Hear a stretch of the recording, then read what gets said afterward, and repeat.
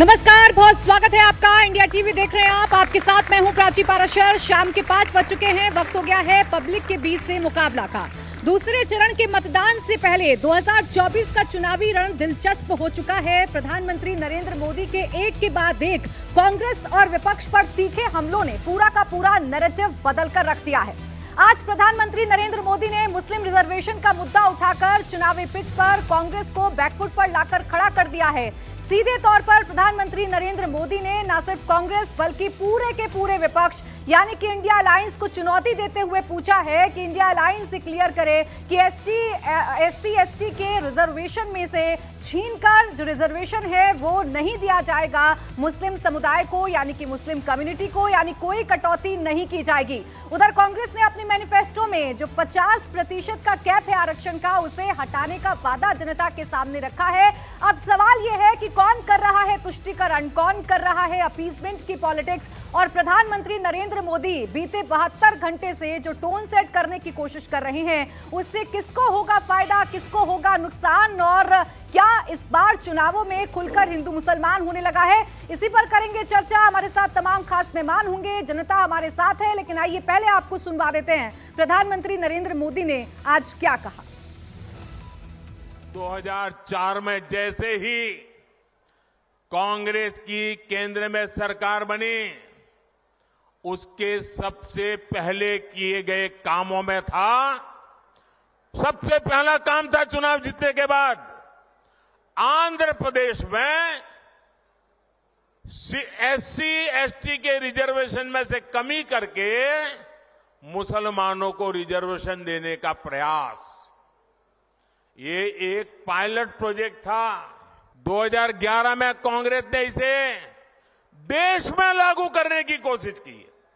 आरक्षण का जो हक बाबा साहब ने दलित, पिछड़ों और आदिवासियों को दिया, कांग्रेस और इंडिया अलायंस वाले उसे मजहब के आधार पर मुसलमानों को देना चाहते थे। तो क्या मजहब के आधार पर रिजर्वेशन लेकर आएगी कांग्रेस? इंडिया अलायंस का क्या है इस पर स्टैंड, और बीजेपी क्यों ऐसी बातें कर रही है, क्यों हिंदू मुसलमान खुलकर हो रहा है? आज इन तमाम सवालों पर होगा मुकाबला। जनता भी पूछेगी सवाल। हमारे साथ खास मेहमान हैं तुहीन सिन्हा, भारतीय जनता पार्टी के प्रवक्ता हमारे साथ हैं, तालियों के साथ स्वागत कीजिए। अब ब्रजेश अवस्थी, पॉलिटिकल एनालिस्ट हमारे साथ हैं, तालियों के साथ स्वागत कीजिए इनका भी। मेहरुद्दीन रंगरेज हैं, एआईएमआईएम के प्रवक्ता हमारे साथ, और विवेक सिलास, ये समाजवादी पार्टी के प्रवक्ता हमारे साथ हैं। इन दोनों का भी तालियों के साथ स्वागत कीजिए। तो देखिए विवेक सिलास जी, आप ही के साथ शुरुआत करना चाहूंगी। प्रधानमंत्री नरेंद्र मोदी ने तो चुनौती दी है पूरे के पूरे इंडिया अलायंस को कि आप खुले तौर पर बता दें देश को कि आप एससी एसटी के आरक्षण में से कटौती किए बिना मुसलमानों को रिजर्वेशन दे सकते हैं। ये बताइए। देखिए प्राची जी, सबसे पहले तो आपको प्रणाम करता हूं और अपने सारे दर्शकों को भी प्रणाम करता हूं। देखिए, हम लोग जहां तक समाजवादी पार्टी की बात है या इंडिया अलायंस की बात है, हम लोग इसको पूरी तरह से एक्सपेक्ट कर रहे थे कि ऐसे जो प्रचार है या इस तरह के जो स्टेटमेंट है वो आने वाले हैं। हम लोग बिल्कुल तैयार बैठे थे, क्योंकि भारतीय जनता पार्टी के पास अब सिर्फ तुष्टीकरण के सिवा और कोई काम नहीं रह गया है। देखिए, जनता बैठी है सामने, जागरूक जनता है। आज की डेट में जनता का सवाल है, और जनता ये फर्जी चीजों पे वोट देने वाली नहीं है। जनता आज देगी वोट गरीबी पे, बेरोजगारी पे, भ्रष्टाचार पे, किसान पे, सीमाओं के मामले पे, युवाओं को नौकरी चाहिए। जिस तरह से आज पेपर लीक हो रहे हैं, युवा परेशान है, महंगाई लगातार बढ़ती जा रही है, उस पर भारतीय जनता पार्टी को बोलने के लिए दो शब्द भी नहीं है। आप भ्रष्टाचार की अगर बात करते हैं तो भ्रष्टाचार में हमने देखा किस तरह से इलेक्टोरल बॉन्ड में भ्रष्टाचार खुल के हुआ, सबने देखा। भारतीय जनता पार्टी से मेरा एक सवाल है, भ्रष्टाचार में तो आपने जुए वाली कंपनी से लेके शराब वाली कंपनी, सबसे आपने चंदा उठाया, यहां तक कि बीफ काटने वाली कंपनी को भी आपने नहीं छोड़ा, उससे भी आपने चंदा लिया। लेकिन विडंबना सबसे बड़ी प्राची जी ये है कि भारतीय जनता पार्टी आज प्रभु राम के मंदिर पे बात करती है, लेकिन भारतीय जनता पार्टी, इनके प्रवक्ता कभी नहीं बताते हैं कि प्रभु राम के मंदिर में भी जिस तरह से जमीनों में घोटाला हुआ, उसको भारतीय जनता पार्टी ने आज क्या किया। मेयर जो थे वहां के अयोध्या के आज भी बने हुए हैं, विधायक आज भी भारतीय जनता पार्टी का वही है जिसने 20-50 करोड़ का घोटाला किया, उस पर भारतीय जनता पार्टी कुछ नहीं बोलती है। और जहां तक तुष्टीकरण की बात है प्राची जी, प्रधानमंत्री जी की ही मैं बात करता हूं। ईद और दिवाली की बात किसने की? कब्रिस्तान शमशान की बात किसने की? 80-20 की बात किसने की? जब इनकी जरूरत होती है तो कभी बजरंगबली को दलित बता देते हैं वोटों के लिए। कर्नाटक में भी ये हुआ, रिजल्ट सबके सामने है। तो ये तुष्टीकरण की राजनीति 10 साल चल पड़ी है, अब ये नहीं होने वाली है। आप सारे क्योंकि मुद्दों पर युवाओं बोले, का मैंने सवाल आपको कुछ टोका और नहीं है। क्योंकि आप देश के मुद्दों की बात कर रहे थे, लेकिन अब जिस मुद्दे पर मैंने डिबेट बुलाई है और जो आरोप इंडिया अलायंस पर लगा है और जो चुनौती आपको प्रधानमंत्री नरेंद्र मोदी ने दी है, मुझे लगता है विवेक जी एक लाइन तो कम से कम उस पर बोल ही दीजिए, बता ही दीजिए कि ये मुस्लिम आरक्षण का जो कॉन्सेप्ट प्रधानमंत्री नरेंद्र मोदी समझा रहे हैं और कांग्रेस की मंशा पर जो सवाल खड़े कर रहे हैं, इस पर क्या स्टैंड है आप लोगों का? देखिए, मुझे तो लगता है कि माननीय प्रधानमंत्री कहीं ना कहीं देश की जनता को बरगला रहे हैं। उन्होंने क्या कहा, अगर आप ध्यान से देखिए, मैं दर्शकों से भी पूछता हूं, उन्होंने कहा कि मंगलसूत्र बिकवा देंगे, घर के गहने बिक जाएंगे, आपकी प्रॉपर्टी उठा के किसी और को दे देंगे, यही ना कहा। एक मिनट रुक जाए नहीं, आपसे जो सवाल किया वो सवाल एंकर पूछ रहे हैं ना। अच्छा, तो आप तो पूछ नहीं रहे, मुझे जवाब दे लीजिए। ठीक है, मैं 15 सेकंड में खत्म करूंगा, 15 सेकंड में खत्म और इस 10 करूंगा। सेकंड में मैं उम्मीद करूंगी कि आप इस आरक्षण पर अपना स्टैंड साफ कर दें। नहीं, जो प्रधानमंत्री आरक्षण पे देखिए, कोई आरक्षण किसी का नहीं छीनने वाला है और ना ही किसी अल्पसंख्यक जिसकी माननीय प्रधानमंत्री ने बात करना कोई देने वाला है। जहां तक माननीय प्रधानमंत्री का स्टेटमेट है, तो 2016 में तो यही तो किया था। दर्शकों से मैं पूछ रहा हूं। ठीक है, देखिए आपने क्लियर कर दिया। 10 सेकंड लूंगा। जब नोटबंदी हुई थी, मेरी बात सुन लीजिए। आप देश के मैडम मुद्दों की प्लीज बात मेरी बात सुन लीजिए, बहुत जरूरी है। आप विवेक जी मेरा आप बहुत देश जरूरी के है। मुद्दों की बात ये कर रहे 5 थे, सेकंड। मैंने आपको बिल्कुल नहीं 5 सेकंड एक मैम, मिनट रुक सिर्फ तो 5 जाइए, सेकंड मेरे दूंगा। सवाल भी तो होंगे मैं ना। 5 सेकंड अगर दूंगा। आप मेरे ही 5 मुद्दों सेकंड ज्यादा पर नहीं मेरे दूंगा। बुलाए गए मुद्दे पर अगर आप डिबेट नहीं करेंगे तो बीच में तो आना पड़ेगा। आप जब 5 महंगाई सेकंड एक सेकंड, आप महंगाई बेरोजगारी की बात कर रहे थे, मैं चुपचाप सुन रही थी क्योंकि वो जनता के सरोकार के मुद्दे हैं। लेकिन अब जो मेरा मुद्दा, यानी आप ये कह रहे हैं कि मुस्लिम आरक्षण जैसी कोई चीज नहीं होने वाली है इस देश में, खुलकर बता दीजिए। नहीं, बिल्कुल ये प्रैक्टिकली पॉसिबल ही नहीं है ma'am. This is not practically possible कि किसी का आरक्षण छीन के आप किसी को, ये सब भारतीय जनता पार्टी का फैलाया हुआ प्रोपेगेंडा के सिवा और कुछ नहीं। अब बोलिए तो जी, साफ कर दिया, इंडिया अलायंस को आप लोगों ने चुनौती दी, इन्होंने एक्सेप्ट कर ली, किसी का आरक्षण किसी को छीन कर नहीं देंगे, यानी कि मुस्लिम आरक्षण जैसी कोई चीज इस देश में नहीं होने जा रही। तो क्यों ला रहे हिंदू मुसलमान? आप पहले आपको और सभी युवा मित्रों को हनुमान जयंती की हार्दिक शुभकामनाएं। देखिए, पता नहीं 2012 में विवेक जी समाजवादी पार्टी के सदस्य थे या नहीं, क्योंकि ये वही समाजवादी पार्टी है जो 2012 में अपने मैनिफेस्टो में 18% रिजर्वेशन जो है मुसलमानों को प्रॉमिस की थी 2012 के इलेक्शन के पहले। विवेक जी शायद उस समय राजनीति में नहीं होंगे या शायद समाजवादी पार्टी में नहीं होंगे, लेकिन इतना स्पष्ट समाजवादी पार्टी का रुख था तुष्टीकरण के प्रति, इतना स्पष्ट उनका रुख था मुसलमान रिजर्वेशन के प्रति। 2009 के लोकसभा इलेक्शन मैनिफेस्टो में इन्होंने कहा था कि कंप्यूटर बैन कर देंगे देश में। आप पढ़िए इनके मैनिफेस्टो को। अब हम आते हैं कांग्रेस के मैनिफेस्टो पर।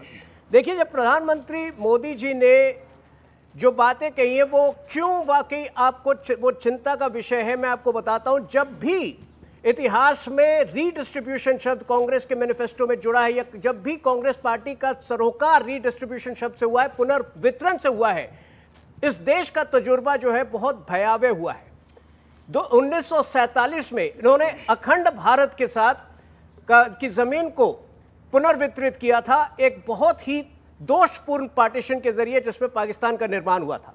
1991 में इन लोगों ने प्लेसेस ऑफ वर्शिप बिल लाया, जिसमें कि हमारे मंदिरों की विरासत का जो है पुनर्वितरण हुआ। 1995 में वक्फ एक्ट लाया और 2013 में वक्फ एक्ट को ही इस तरह से और ज्यादा भयावह बना दिया। ये 2013 तब है, मनमोहन सिंह ने 2006 में कहा था कि इस देश में सबसे पहला अधिकार माइनॉरिटीज को होना चाहिए देश के रिसोर्सेज में। उसके 7 साल बाद इन्होंने वक्फ एक्ट में एक अमेंडमेंट लाया और 2014 इलेक्शन के ठीक पहले 123 प्रॉपर्टीज दिल्ली के प्राइम इलाकों में इन्होंने वक्फ बोर्ड को सौंप दी थी। तो कांग्रेस का जब भी रीडिस्ट्रीब्यूशन शब्द आता है तो कांग्रेस का तजुर्बा जो है देश ने देखा है कि कितना आगाह और कितना सचेत होने की आवश्यकता है। कब तक कांग्रेस के तजुर्बे पर आप लोग चुनाव लड़ते रहेंगे? कभी तो अपनी बात भी कीजिएगा ना। हिंदू मुसलमान की जरूरत क्यों पड़ जाती है भारतीय जनता पार्टी को? प्राची जी, हम तो केवल विकास की बात कर रहे थे, लेकिन दोबारा से जब उन्होंने इस बार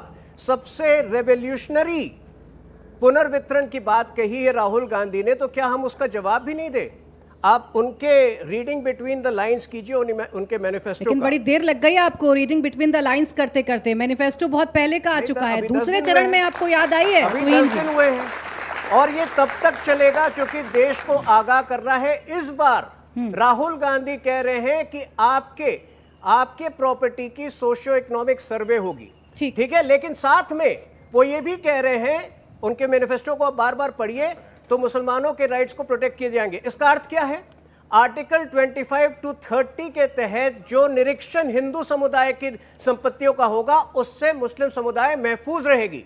तो आप देखिए कि कितनी शातिर तरीके से, देखिए उसमें बिटवीन द लाइंस मंगलसूत्र आपने ढूंढ लिया, महिलाओं के गहने आपने ढूंढ लिए, मैंने तो पूरा मैनिफेस्टो पढ़ लिया, मुझे पर्टिकुलरली कुछ ऐसा कांग्रेस ने कहा नजर नहीं आया। खैर विवेक जी, आप इस बात का जवाब तो दीजिए ना आप भी, कि आप लोग जब खुलकर कहेंगे कि हम संपत्तियों का सर्वे कराएंगे, आप लोग जब खुलकर कहेंगे कि जो आपके निजी कानून हैं, आपके जो धर्मों के कानून हैं, हम उसे लागू करेंगे, उसे प्रैक्टिस करने की आजादी होगी, तो सवाल तो खड़े होंगे ना कि देश तो भाई संविधान से चलेगा।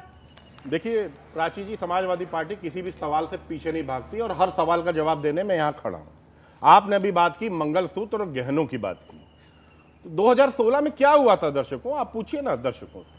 अभी सब सवाल पूछूंगी सर, यही जवाब पूछ रहा हूँ, दर्शकों से ही पूछ रहा हूँ। उस समय क्या हुआ था जब नोटबंदी हुई थी?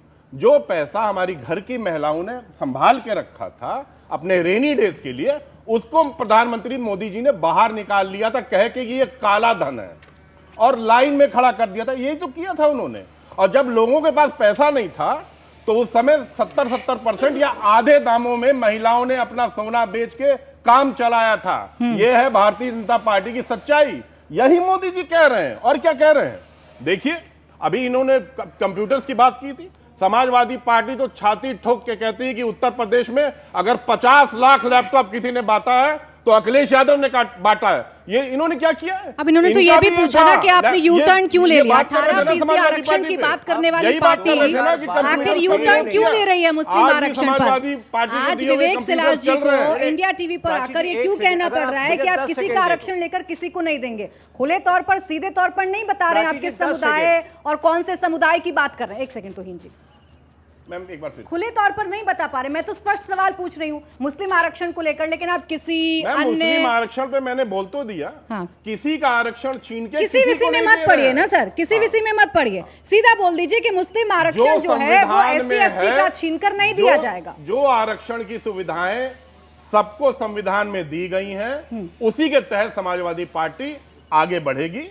अब राष्ट्रवाद, आतंकवाद, पाकिस्तान पे चुनाव नहीं होगा, मुद्दों पे चुनाव होगा। ठीक है, बस एक नाम लेने से परहेज करते हैं। मुद्दों पे चुनाव होगा। क्या 2014 नेहरू छोड़िए, 2012 के मैनिफेस्टो के लिए माफी 2014 नेहरू मांगेंगे? छोड़िए। क्या 2012 के मैनिफेस्टो के लिए माफी मांगेंगे आप? बताइए। 2012 में हमारी सरकार थी, हम बता दे रहे हैं। भारतीय जनता पार्टी ने क्या काम किया नहीं किया इनसे पूछ लीजिएगा। लेकिन जो आज मैडम मैं आपको बता दे रहा हूँ, आज जो मैं समाजवादी पार्टी की बात कर रहा हूँ ना, 2012 की बात कर रहा हूँ।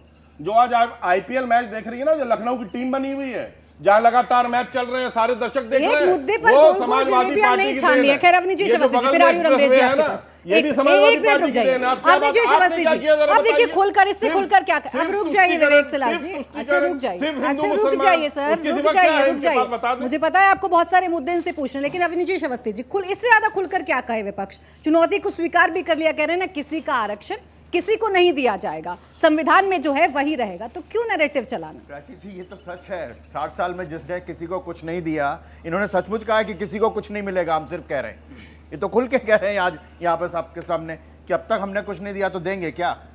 यही तो बात है। नहीं तो 60 साल में भाई देखिए, मैं आपकी तरह बेचा थोड़ो ना, PSUs को आप बेच रहे हैं। मैं कह रहा हूं सारे PSUs बेचने में आप लगे हुए हैं। जो पिछली सरकार उसको बेच रहे हैं। 200 आपको मैंने भरपूर मौका दिया, आपको मैंने भरपूर मौका दिया विवेक जी। आप सब एक साथ खड़े हैं यहाँ पर और एक दूसरे के बीच में बोलेंगे तो इन्हें कुछ समझ में नहीं आएगा। मेरा तो छोड़ दीजिए आप, मुझे तो आदत है। प्राची जी, मैं जरा बता देता हूँ, आप लोगों को मालूम भी चलना चाहिए। इन्होंने कहा एयर इंडिया बेच दिया। एयर इंडिया हजारों करोड़ के घाटे में चल रहा था। मैं और आप लोग टैक्स पेयर के हिसाब से वो घाटा चुका रहे थे।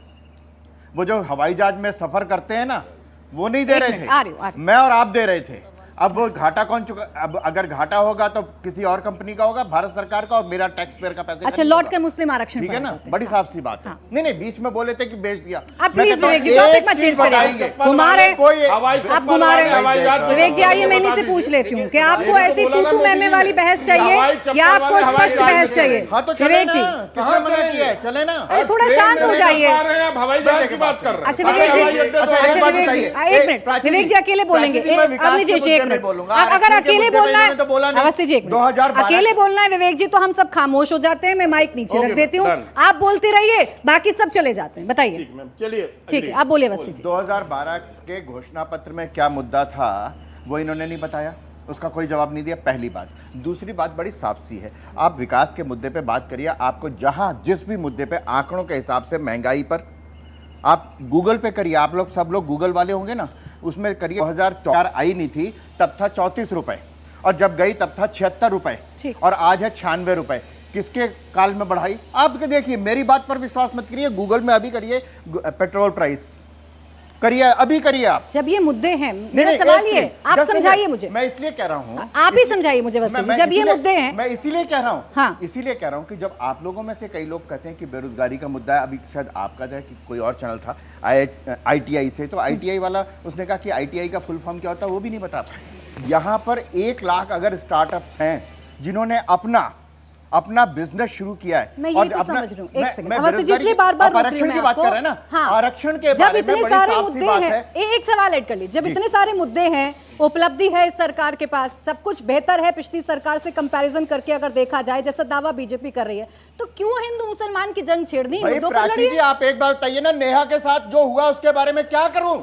बताइए क्या करूं, आप बताइए, बताइए ना, उसके पिताजी से पूछिए। अरे अदालत में जाइए, बताइए ना, उससे केस में पूछिए। अदालत है, निकिता तोमर के अदालत साथ में हुआ। जाइए, केस क्या लड़िए, करूं उसके सजा साथ? आ दिलाइए रही मैं आपके पास आ रही हूँ। हाँ, बताइए ना, आप बताइए ना, वो विजयन पी जो कम्युनिस्ट पार्टी के नेता हैं अच्युतानंदन बातें कर जी, रहे हैं। उन्होंने कहा था लव आ रही जिहाद। हूँ अंग्रेजी, आ रही हूँ। केरल हाई कोर्ट मैम, ने मुद्दों शब्द पे दिया बात हुआ है करवाइए लव ना, जिहाद, आप कहाँ- कोई संघ या बीजेपी ने सर, नहीं मैं दिया। किसी से बात नहीं क्या करवाती करें हूँ, आप उसका जो नेहा सोच का? कर आते हैं वही कहते बताइए। हैं, तो मुझ पर बताइएगा। आप हाँ। इसको हिंदू मुस्लिम करते हैं ना, कहते हैं ना कि हिंदू मुस्लिम क्यों कर रहे यानी हैं? हिंदू मुस्लिम बताइए ना होगा। नेहा का क्या करें? यानी हिंदू मुस्लिम हो, नहीं नहीं, आप बताइए, तो क्या ये चाहते मुद्दा हैं। नहीं होना चाहिए? मुद्दा होना चाहिए। नहीं होना सर, चाहिए कि देश नहीं की होना अदालतें चाहिए? हैं अगर ये ना। मुद्दा नहीं है, सर, ये मुद्दा होना चाहिए, अगर मुद्दा है, लेकिन तो उसे जोड़ मुद्दा देना है तो कि चुनाव महिलाओं में के आएगा। मंगलसूत्र चले अगर- जाएंगे, अगर हज गहने हाउस चले बनाने के जाएंगे। लिए सवाल इस आप बात प्राची को जी, लेकर आप था बताइए ना, मुकेश जी। आप प्राची जी मुझसे पूछ रही तो मैं बताता हूँ आपको, हाँ। हज हाउस पर कितना खर्च किया, और आप कहते हैं कि कब्रिस्तान और शमशान घाट की बात किसने की? अगर आप हज हाउस को हजारों करोड़ रुपए देते हैं बनाने के लिए, ठीक। कब्रिस्तान को देते हैं और शमशान को नहीं देते, तो क्या मेरा ये कर्तव्य नहीं कि आपके सामने रखूं भी? इतना क्यों कर ठीक रहे हैं है। आप? अब रंगरेज ये जी। अंतर क्यों कर रहे हैं? ठीक है रंगरेज जी, आप तो एक कदम आगे निकल गए।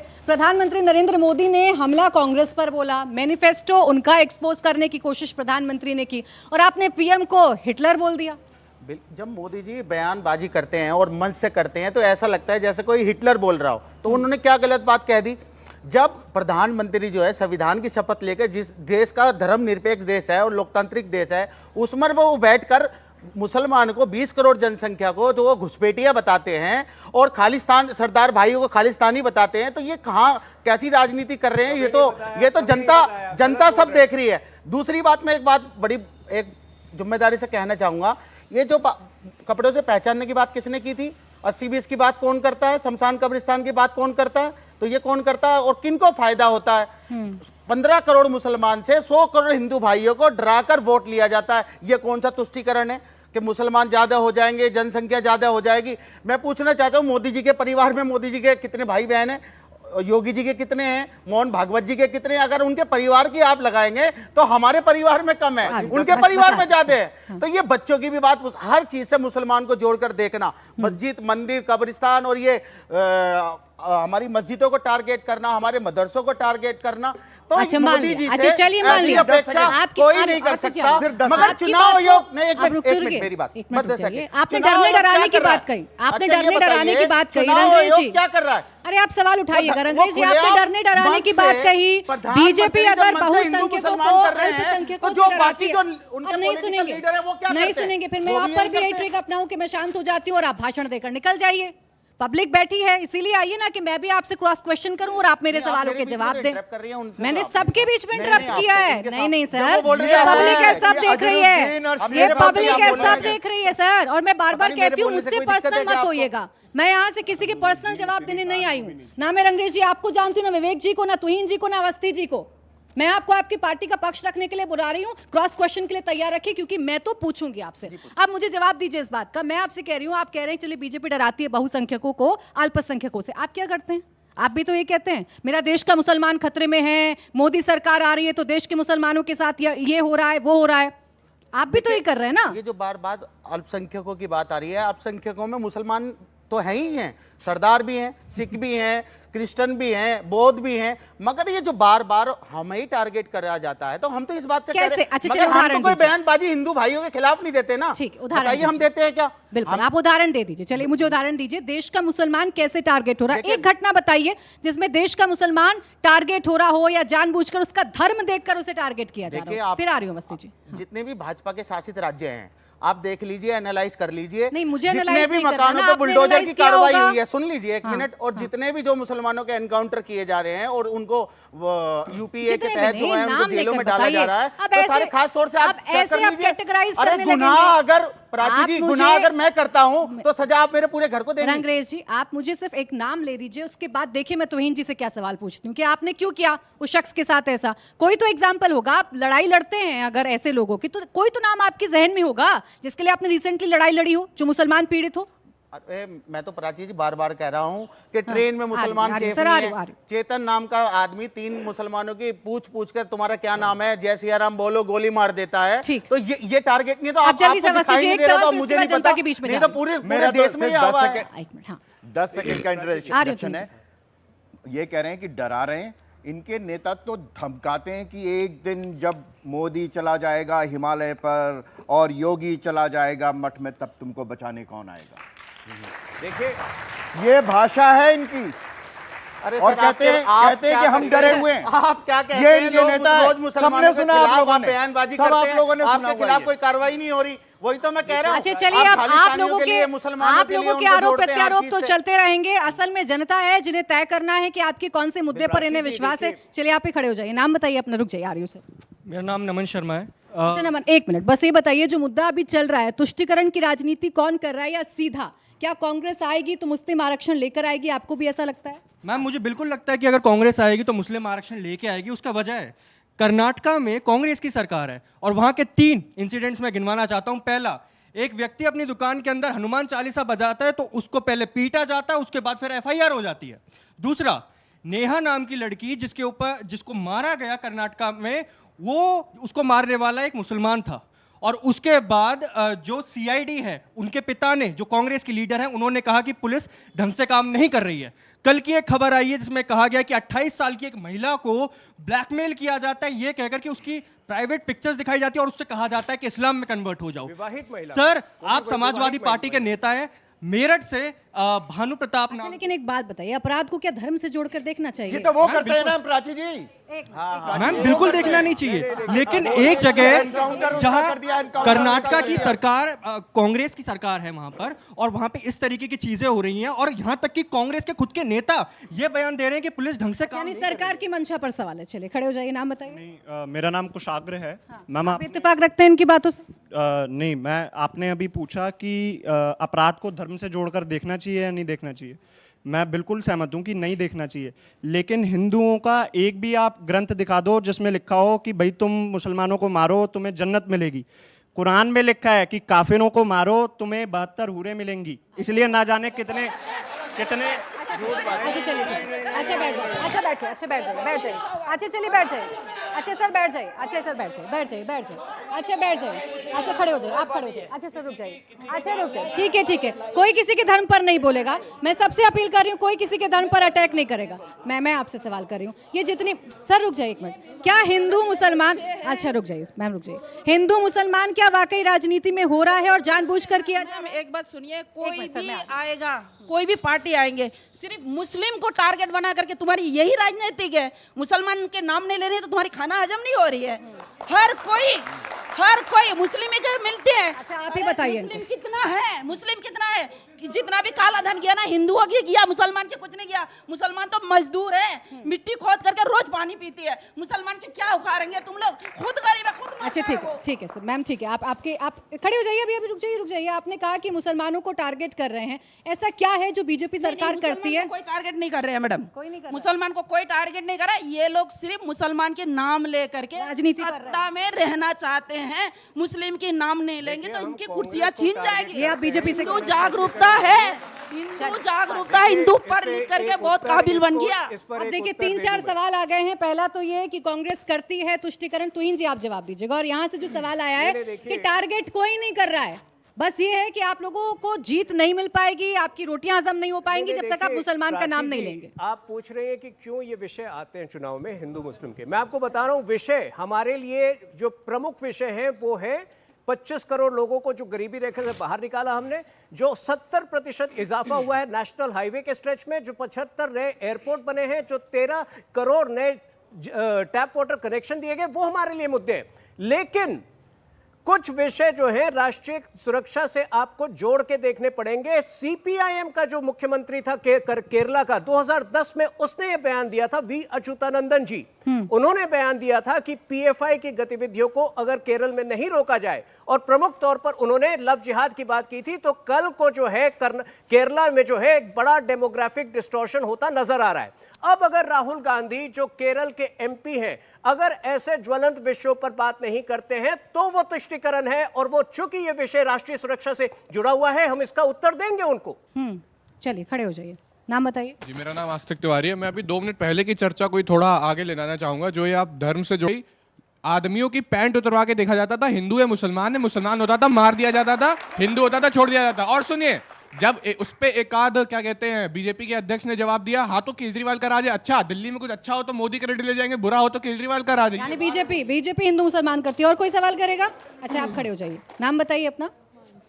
हाँसी, आपको लगता है कि इन चुनावों में खुलकर हिंदू मुसलमान हो रहा है, और कांग्रेस अगर आएगी तो क्या मुस्लिम रिजर्वेशन लाएगी? आपको भी लग रहा है? मैम मेरे को ये फील होता है कि ऐसा होगा। ऐसा होगा, कांग्रेस ऐसा कर सकती है? Yes ma'am. ये हिंदू मुसलमान कौन कर रहा है इस चुनावों में?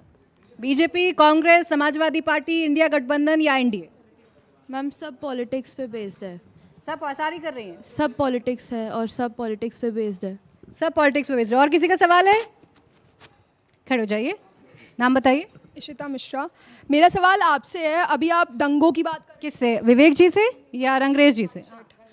मेरा सवाल आपसे है, पश्चिम बंगाल पे जो रामनवमी पे पत्थरबाजी हुई थी हिंदुओं पर, उस पर आपका क्या कहना है? और आप धर्म को बीच में क्यों ला रहे हो? और मुस्लिम को आरक्षण चाहिए क्यों? हम कंधे से कंधा मिला के चलेंगे ना, आप आरक्षण की बात करते ही क्यों है? एक साथ यूनिटी के साथ आगे बढ़ाइए ना। अब देखिए, कंधे से कंधा मिलने चलने की बात ये बच्ची कर रही है, आप कितना भी कहिए। प्राची जी मैं जवाब दे रहा हूँ। किसी मुसलमान कोई आरक्षण की मांग नहीं कर रहा। अच्छा ठीक है, सुनिए सुनिए सुनिए सुनिए, अच्छा सुनिए सुनिए। अच्छा बैठ जाइए। अच्छा ठीक है, मेरा काम तो मुझे करने दो। ये जो बार बार बात फैलाई जा रही है कि मुसलमान आरक्षण मांग रहा है, मुसलमान आरक्षण नहीं मांग रहा, मुसलमान चाहता है कि हमें हिस्सेदारी मिले। आप ये बताइए, बीजेपी बड़ी पार्टी होने का, देश की नंबर 1 पार्टी होने का दावा करती है, और उनकी पार्टी में एक भी मुसलमान नहीं है। बताइए, उनका ना कोई विधायक है ना एमपी, और कैबिनेट में भी मोदी जी की कैबिनेट में भी कोई मुसलमान नहीं है। और जो हमारा जो फंड आता है माइनॉरिटी का, उसको भी कम कर दिया गया, हज की सब्सिडी हटा दी गई।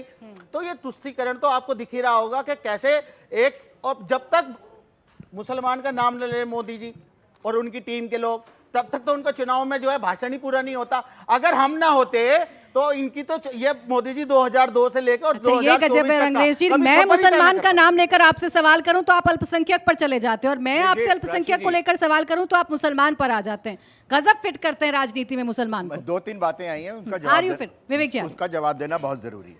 ये बात ठीक है कि अपराधी का कोई धर्म नहीं होता, लेकिन जब सजा मिलती है तो उसका धर्म आ जाता है।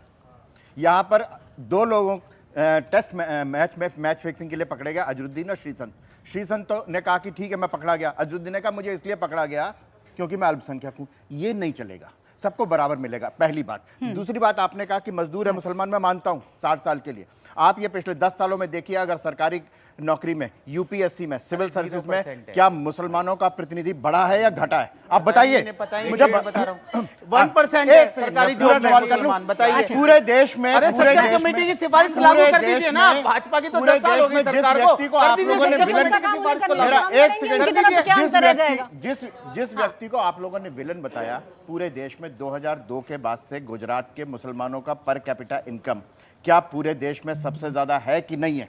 अगर वहां पर इतना खराब है, वे व्यक्ति एक समुदाय के खिलाफ है, तो पर कैपिटा इनकम वहां का मुसलमान क्यों नहीं कहता? वहां सबसे ज्यादा क्यों है? विवेक जी बहुत देर से शांत करें, एक बार कहने पर शांत हो गए। आखिरी बात ये कहूंगा कि इन्होंने कहा कि भागीदारी नहीं है। भागीदारी सिर्फ एक व्यक्ति की संसद में बैठे हुए 4 व्यक्तियों की 10 व्यक्तियों की हो सकती है, लेकिन भागीदारी चाहिए पूरे मुस्लिम समाज की। पूरा मुस्लिम समाज जो पंक्चर लगाता है, उसका बेटा जब यूपीएससी में जाकर के क्रैक करता है, तब वो मुस्लिम समाज ठीक है विवेक जी, बड़ा अच्छा सवाल पूछा था यहाँ से। देखिए युवा बच्ची ने सवाल पूछा था कि जब मांग नहीं रहे आरक्षण तो आप क्यों ठेकेदार बने हुए हैं, क्यों मुस्लिम आरक्षण की बात करते हैं? ये सवाल इसलिए आपसे पूछ रही हूँ क्योंकि आप कांग्रेस के साथ खड़े हुए हैं और कांग्रेस ने इतिहास में किया है। देखिए मैं दोबारा या तिबारा आपके शो पे कह रहा हूँ कि जो संविधान हमको अलाउ करता है वही आरक्षण लागू होगा। कोई किसी का कोई ना छीनने वाला ना कुछ करने वाला है। और भारतीय जनता पार्टी और माननीय प्रधानमंत्री दे रहे हैं नारा आज 400 पार का।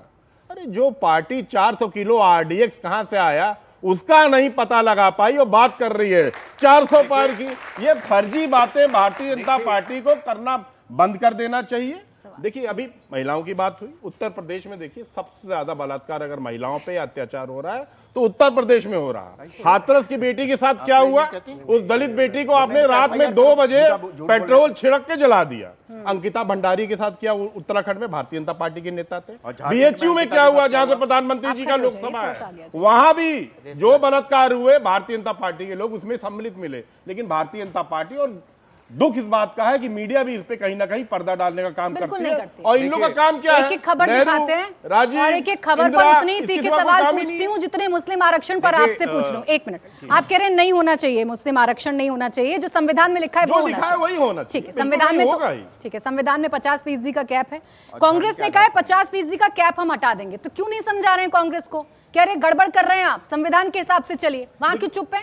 देखिए कांग्रेस की जहां तक बात है, कांग्रेस का मैनिफेस्टो, अगर मैं ऑनेस्टली आपसे सच्चाई बात करूं तो मैंने उनका मैनिफेस्टो अभी तक मैं बता रही हूं ना, मैं बता रही हूं आपको, मैं बता रही हूं। उन्होंने कहा 50% का जो कैप है आरक्षण का वो हम हटा देंगे। अब बताइए इस पर स्टैंड क्या है? अब कांग्रेस का क्या स्टैंड है चुनाव के बाद देख लिया जाएगा। उसमें अगर कोई संशोधन करना पड़ेगा चुनाव। अपना फिलहाल भारतीय जनता पार्टी की सरकार आने वाली नहीं है। दोनों मिलकर आप जल्दी जवाब दीजिए, तुहिन जी फटाफट से जवाब दीजिए। मुझे इनकी बातें सुनकर बार बार यकीन हो रहा है कि ये हाल फिलहाल में ही एक मिनट समाजवादी पार्टी का आपने मैनिफेस्टो पढ़ा क्या? मैंने पढ़ा है सर।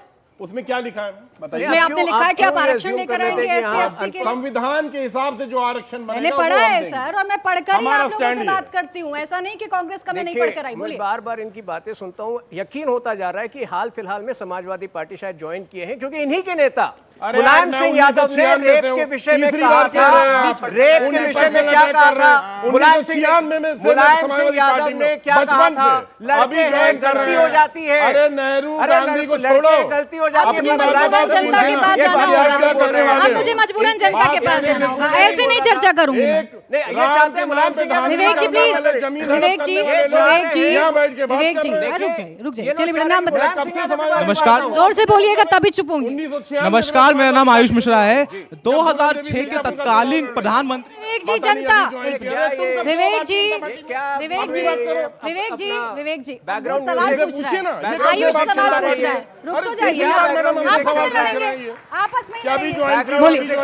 नमस्कार, मेरा नाम आयुष मिश्रा है। अरे क्या यार, आपको मुलायम सिंह यादव के बयान से इत्तेफाक नहीं रखते? अच्छा पर्सनल मत होइए। पता नहीं मुलायम सिंह यादव ने क्या कहा? तुहिन जी 1 मिनट, बयानों पर चर्चा करते रहेंगे। मुलायम सिंह यादव की बात न करें। क्या समझ रही मुलायम सिंह यादव की बात न करें? अरे रुकिए ना विवेक जी, 1 मिनट, तुहिन जी 1 मिनट, लड़के गलती अच्छा आप लोग यहाँ आए हैं, आप लोग यहाँ आए हैं, इनका जवाब देने के लिए आए कि नहीं आए? सुरक्षा की बात करते हैं। विवेक जी, विवेक जी आप क्या जवाब देंगे? हमारा बड़प्पन की चर्चा खराब हो जाएगी और उन लोगों के सवाल छूट जाएंगे। इन लोगों के पास भी जाना है वोट मांगने के लिए।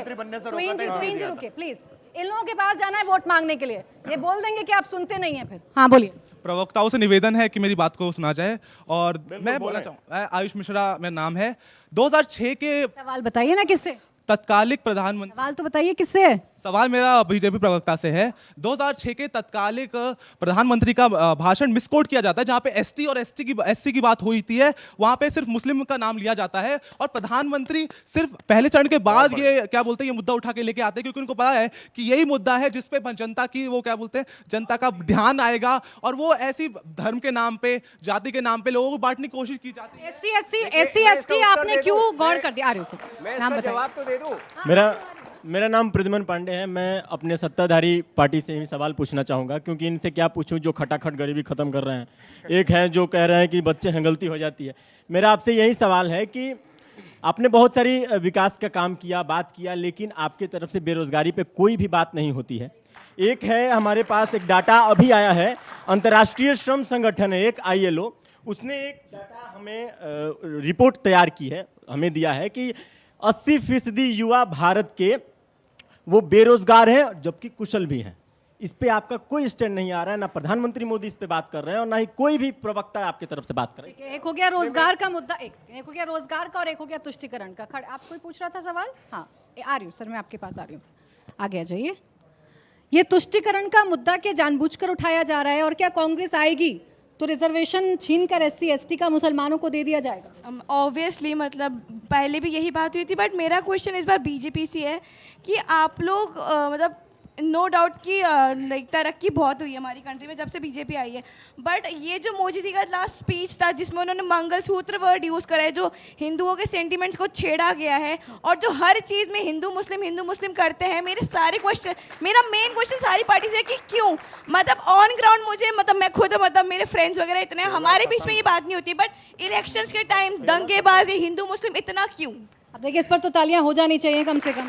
अब बताइए तो मुझे, जब ग्राउंड पर हिंदू मुस्लिम नहीं है तो ये राजनीतिक पार्टियों में हिंदू मुस्लिम क्यों? फिर आगे तीनों का उत्तर देता हूं। सबसे पहले जो ये भाई साहब ने पूछा है, देखिए मनमोहन सिंह जी ने जो बहुत ही सोफिस्टिकेटेड तरीके से जो बात कही थी 2006 में, अभी 4 महीने पहले सीधा रमैया जी ने खुलकर कहा है, सीधा रमैया जी का स्पीच सुनिए, खुलकर उन्होंने कहा है कि सारी प्रॉपर्टीज जो है हम रीडिस्ट्रीब्यूट करेंगे मुसलमानों को प्रायोरिटी में रख के। तो आप वो बयान भी देखिए, कांग्रेस की हमेशा से फितरत रही है। दूसरी बात देखिए, जो जॉब की आप बात कर रहे हैं, मैं आपसे निवेदन करूंगा कि आप EPFO का डेटा पिछले 5 सालों का देखें। लगभग क्या होता है ये बता दो इनको। एम्प्लॉय प्रोविडेंट फंड में जो एडिशन हो रहा है हर साल, लगभग 1.4 करोड़ हर साल जो है एडिशन हुआ है। आज देश में अप्रत्याशित 11 लाख करोड़ कैपिटल एक्सपेंडिचर में खर्च हो रहा है, जो किसी भी इकोनॉमिक स्टूडेंट से आप पूछ लीजिए, जो जॉबलेस ग्रोथ हो ही नहीं सकता है। लेकिन आज नौकरियों का स्वरूप बदल रहा है, आज एक कॉन्ट्रैक्चुअल नेचर ऑफ जॉब जो है वो बड़े पैमाने पर आ रहा है, गिग इकोनॉमी जिसको कहते हैं वो बड़े पैमाने पर बढ़ रहा है। अगर आप एक SBI का कॉम्प्रिहेंसिव रिपोर्ट देखें तो वो कहता है कि अनएम्प्लॉयमेंट दर जो है पिछले 6 साल के न्यूनतम स्तर पर 3.6 पर है। तो ये जो विदेशी रिपोर्ट है, कई उसमें जो है वो वास्तविकता से उनका कोई सरोकार नहीं है और वो कई जो है केवल देश को धूमिल करने का रह गया। हिंदू मुसलमान क्यों करते हैं जब ग्राउंड पर ऐसी भावना नहीं है? तो आ रही सर, देखिए हम बहुत छोटा जवाब, मैंने आपको बताया कि हमारे विषय विकास की है, लेकिन अगर आप गौर से कांग्रेस का मैनिफेस्टो पढ़े, हम केवल जनता को आगाह कर रहे हैं, हम केवल जनता को सचेत कर रहे हैं। और मैंने इतिहास बताया कांग्रेस का, आप कांग्रेस का इतिहास देख लीजिए। कांग्रेस के मैनिफेस्टो पर थोड़ा चुनाव लड़ेंगे। अवस्थी जी, मैं सिर्फ एक सवाल जो आपने सबसे ज्यादा जिस पे अंडरलाइन किया कि हिंदू मुस्लिम क्यों करते हैं, आप ये बताइए देश के पिछले 10 सालों में कौन सी ऐसी योजना है, जल से नल हो, उज्ज्वला हो, पक्का घर हो, टॉयलेट हो, जिसमें भेदभाव हिंदू मुस्लिम किया गया? अब ये जवाब ये हिंदू मुस्लिम के साथ नहीं होता, ये उन लोगों के साथ होता है। ये जवाब उन लोगों को है जो इस देश में चुनाव जीतना चाहते हैं, अल्पसंख्यकों को डरा करके। ये उनके लिए है। अगर भेद करना होता, अगर भेद होता तो योजनाओं में भेद होता। बताइए एक छोटी सी बात। अच्छा, सवाल आपने एक लाइन अंडरलाइन की, अब यही इसका जवाब देंगे जो अवस्थी जी ने कहा। इसमें क्या गलत है कि जो योजनाएं बीजेपी चलाती है, सर रुकिए ना, मैं सवाल तो कर लूं, जो योजनाएं बीजेपी चलाती है हिंदू मुसलमान को लेकर, देश को लेकर, माफ कीजिएगा, क्या उसमें धर्म देखकर योजनाएं दी जाती हैं कि भाई आप मुसलमान हैं तो आपको हम इसका फायदा नहीं देंगे, आप हिंदू हैं तो यह आपको योजना मिलेगी? भाई मुसलमानों को किस खाने में रखते हैं आप ये बता दीजिए बस। उनको आरक्षण मिलना चाहिए या नहीं मिलना चाहिए, मैं आपसे पूछना चाहता हूँ बस। किससे पूछना चाहते हैं हम? ये सर जी जो बोल रहे थे हम। अवस्थी जी, मिलना चाहिए? क्या सवाल? आरक्षण मिलना चाहिए कि नहीं चाहिए या नहीं मिलना चाहिए मुसलमानों को? आधार आप मुसलमानों को किस खाने में रखते हैं ये बताइएगा। किस खाने में? आरक्षण बता दीजिए, मिलना चाहिए। सिंपल सी बात है कि धर्म के आधार पर इस देश का संविधान आरक्षण की कोई प्रावधान अनुमति नहीं देता है। फिर आप क्यों अगर आपका संविधान देता है मुसलमानों को मिल जाएगा, फिर आप क्यों चिल्ला रहे हैं कि मुसलमानों को मिल जाएगा कहीं से? फिर चिल्ला क्यों रहे हैं? अगर कहीं से मिल जाए तो जरूर बताइएगा। अगर संविधान में बाबा साहब अंबेडकर ने खुल करके कहा था कि मजहब के आधार पर आरक्षण नहीं दिया जाएगा। बाबा साहब अंबेडकर के संविधान को मानते कब हैं आप लोग ये बताइएगा। भैया और क्या किया है? रिजेक्ट कर रहे हैं। नहीं, आपके कहने से नहीं मानते, आपके कहने से नहीं मानते, अच्छा रुकिए, अच्छा आपके कहने से नहीं मानते। 1976 में प्रस्तावना बदल दी गई। अगर इस देश में हिंदू मुसलमान होता तो हम लोगों में हर रोज यहाँ पे नदियां बहती खूनों की। हिंदू मुसलमान अगर होता तो वो आप शुरू करते इलेक्शन से पहले। ये अब मान लीजिए ये देश एजुकेटेड हो चुका है मेरे भाइयों। और दूसरी बात तुष्टीकरण की, 2014 से पहले कितनी बार बम विस्फोट होते थे ये ध्यान में ले लीजिए। और 2014 के बाद 2024 तक आज तक कितने बम विस्फोट हुए हैं। देश के सुरक्षा की अभी किसी ने बात की ना आपने, तो वो भी एक बात बोलता हूं। अब तीसरी बात, देखिए सारे सवाल आप ही पूछ लेंगे तो बाकी लोग क्या पूछेंगे, समय मेरा समाप्त हो जाएगा। इसका जवाब रंगरेज जी आप दे दीजिए। बड़ी अच्छी बात उन्होंने कही, क्यों करते हैं हिंदू मुसलमान? अभी वो कह रहे हैं ना खून की नदियां बह जाती, लेकिन आपको तो नदियां ही नजर आती है खून की। देखिए, जब मैनिफेस्टो पे बात होती है, पार्टी मैनिफेस्टो लाती है और बताती है कि हम ये कार्य करेंगे, आप हमें वोट दीजिए, मगर उस पर जो है नेता जितने भी हैं और हमारी जो बीजेपी के लोग हैं उस पर तो वो वोट नहीं मांगते। वो हर चीज को हिंदू मुसलमान से जोड़ के देखते हैं, कैसे समाज में ध्रुवीकरण हो जाए, इनका वोट बैंक सही हो जाए, इन्हें वोट मिलता रहे और लोग वोट देते रहे और इनकी सरकार बनती रहे। इसके बाद तो ये गले मिलते मिलेंगे, मुसलमान जितने भाई मिलेंगे पसमंदाओं के गले मिलेंगे, सऊदी अरब जाएंगे तो वहां के राजाओं से गले मिलेंगे, मगर हिंदुस्तान के मुसलमानों से इनको नफरत है। अब आप क्या करते हैं? आप क्या करते हैं? हम तो सबसे मोहब्बत करते हैं। भी ऐसी करते हैं। हम हिंदू से भी उतनी मोहब्बत करते हैं जितनी मुसलमान से करते हैं, उतनी सिख से करते हैं, उतनी ईसाई से करते हैं। ट्वीट करते हैं जहां मुसलमान जुड़ा हो, बाकी ऐसा कुछ नहीं है। नहीं। असद साहब हर एक उस बात पर रिएक्ट करते हैं जो देश के विरोधी काम हो रहा होगा। समय समाप्त हो रहा है। बहुत बहुत शुक्रिया आप सभी का, और बहुत बहुत शुक्रिया आप सभी का हमारे साथ इस चर्चा में जुड़ने के लिए। तो मुकाबला में आज के लिए बस इतना ही। अब आगे देखिए इस छोटे से ब्रेक के बाद प्रधानमंत्री मुख्यमंत्री योगी इस वक्त कैसे मेरठ में रोड शो कर रहे हैं बीजेपी उम्मीदवार अरुण गोविल के समर्थन में।